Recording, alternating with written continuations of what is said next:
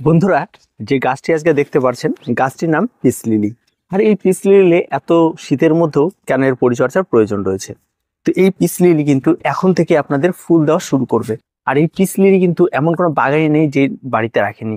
মানে একদম শান্তির গাছ বলতে গেলে এটা একদম শান্তশিষ্ট গাছ, একদম লক্ষ্মী গাছ, কোনো রোগ পোকামাকড় নেই, কোনো রকম কোনো সমস্যা নেই, এবং গাছটিতে একদম পরিচর্যাহীন একটি গাছ। যদি আপনার মনে হয় যে আপনার একটা বাড়িতে গাছের প্রয়োজন রয়েছে এবং যে গাছটি বেশ মানে লাকি গাছ হবে এবং তার সঙ্গে সঙ্গে গাছটিতে ফুল হবে এবং তার সঙ্গে সঙ্গে গাছটিতে একদম পরিচর্যা কম হবে, এমন যদি কোনো গাছ থেকে থাকে তবে সেটা কিন্তু পিস লিলি।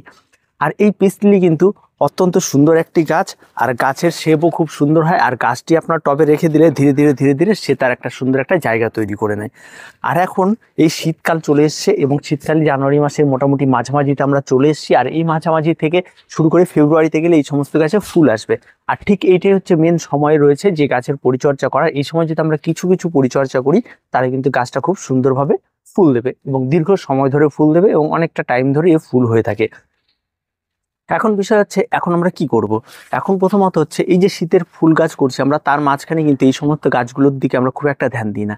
তার জন্য এখন এই সমস্ত গাছগুলিকে আমরা যে সমস্ত জায়গার মধ্যে রেখে দিয়েছি সেই জায়গাটার মধ্যে আপনাদের ঠিক করতে হবে যে সকালে অন্তত 2 থেকে 4 ঘন্টা রোদ লাগবে এমন একটি জায়গা ঠিক করতে হবে।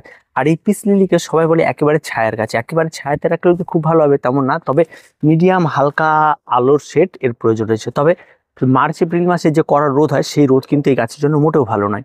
তবে এই গাছকে সেই সময় কিন্তু অবশ্যই আপনাকে শেডের নিচে রাখতে হবে। আর এই শীতকালে আপনারা খোলা আকাশের নিচে রাখলেও কোনো রকম কোনো সমস্যা নেই।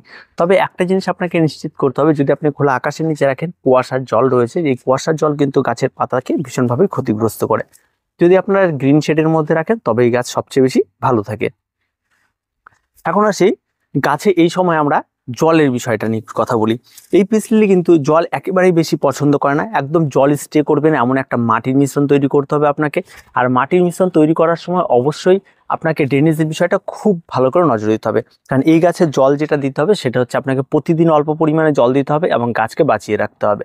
আর অতিরিক্ত জল যদি আপনারা স্টে করিয়ে দেন তাহলে কিন্তু গাছের গ্রোথ সমস্ত রকমভাবে বন্ধ হয়ে যাবে এবং তার সঙ্গে সঙ্গে কিন্তু গাছ খুব একটা বেশি ভালো হবে না।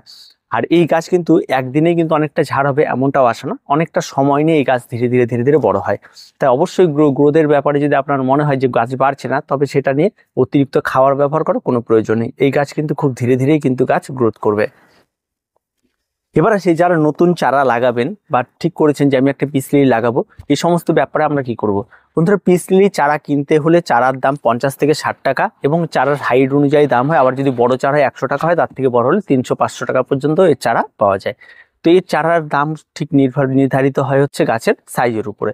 যদি আপনি ছোট্ট চারা আনেন তবে 50 থেকে 60 টাকার মধ্যে আশা করি পেয়ে যাবেন। এবার আসি মাটির মিশ্রণ। এই সমস্ত গাছের জন্য মাটির মিশ্রণটা আমরা কি দেবো। এই সমস্ত গাছে যেহেতু প্রচুর পরিমাণে আপনাদের জল স্টে করবে না, একদম ড্রেনেজ থাকবে, সেরকম ধরনের মাটিরা পছন্দ করে। তার জন্য আপনারা যে মাটিটি মিশ্রণ করবেন তার মধ্যে আপনারা 40% মাটি দিন এবং তার সঙ্গে আপনারা এর মধ্যে 20% বালি দিন আর 20% আপনারা সিন্ডার বা ঘেঁস দিন। ঘেঁস দিয়ে একটা মাটির মিশ্রণ তৈরি করুন। আর এই মিশ্রণের মধ্যে আপনারা ভার্মি কম্পোস্ট দিন 1 মুঠো, শিংকুচি দিন 1 মুঠো, আর তার সঙ্গে আপনারা হাড় গুঁড়ো দিন 1 মুঠো। এই দিয়ে একটা সুন্দর মাটির মিশ্রণ তৈরি করে গাছটিকে লাগিয়ে দিন, আর কিচ্ছু করতে হবে না। এবার এই গাছটিকে লাগিয়ে দেওয়ার পরে গাছটিকে নিয়মিত জল দেবেন, গাছের ড্রেনেজও ভালো থাকবে, এই মাটির সমস্ত কিছু ভালো থাকবে। এবার আপনি নিয়মিত পরিচর্যা করতে থাকবেন। এবার গাছ লাগিয়ে দেওয়ার পর আপনারা 21 দিন বা 22 দিন পর হয়তো আপনারা গাছে কোনো খাবার দেওয়ার কথা চিন্তা করছেন, তো এই সমস্ত গাছে কোনো খাবারই দিতে হয় না, এই সমস্ত গাছগুলো এমনই থাকবে।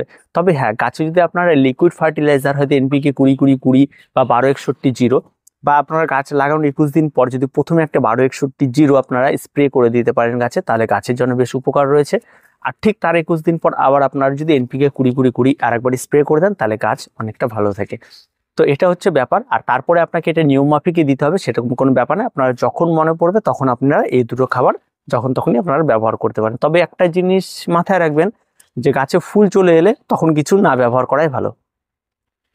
এই গেলে এবার আসি গাছে রোগ পোকামাকড়। এই গাছে কোনো রকম কোনো রোগ পোকামাকড় নেই। আপনি যে রোগটি দেখতে পাবেন সেটা হচ্ছে সাধারণত গাছের নিচে কিছু পাতা পচে যাওয়া, এই সমস্ত বিষয়গুলি দেখতে পাবেন, এর বেশি কোনো কিছু দেখতে পাবেন না। আর খুব সহজ সরল পরিচর্যার গাছ। আপনারা টব কি করবেন, যে কোনো টবের মধ্যে এই গাছগুলি কিন্তু করতে পারবেন। আর সাধারণত এখানে ফাঙ্গালের ইনফেকশন দেখা যায়, সেটা সাধারণত বর্ষাকালে দেখা যায়। আর বর্ষাকালে যখন এই ফাঙ্গাল ইনফেকশন দেখা দেবে তখন অবশ্যই আপনাকে অ্যান্টিফাঙ্গাল ব্যবহার করতে হবে। আর তাছাড়া তেমন কোনো রোগ পোকামাকড় এই গাছে হয় না, আর পোকার আক্রমণ তো একেবারেই ঘটে না, কারণ এর যে পাতাগুলি হচ্ছে যথেষ্ট বিষাক্ত। এই সমস্ত পাতাগুলি মোটামুটিভাবে পোকামাকড় সেরকমভাবে খুব একটা অ্যাট্রাক্টেড করে না। আর তেমন কোনো কিছু নেই, বেশ পরিষ্কার পরিচ্ছন্ন গাছ। আর আপনার বাড়ির যে কোনো সৌন্দর্যের জন্য যে কোনো জায়গায় রাখতে পারেন, তবে ইনডোরে হলেও এই গাছ কিন্তু একদম ঘরের ভেতরেই রেখে দেবেন, অন্ধকারাচ্ছন্ন জায়গায়, কোনো আলো পড়বে না এমন জায়গায় করবেন না।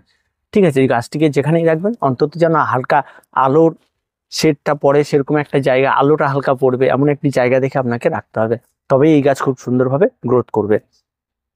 আর গাছে তেমন কোনো কিছু পরিচর্যা নেই, এটাই হচ্ছে গাছের পরিচর্যা। আর নিয়মমাফিক খাবার দেওয়া, নিয়মমাফিক এটা করা, এটা কিছু নেই।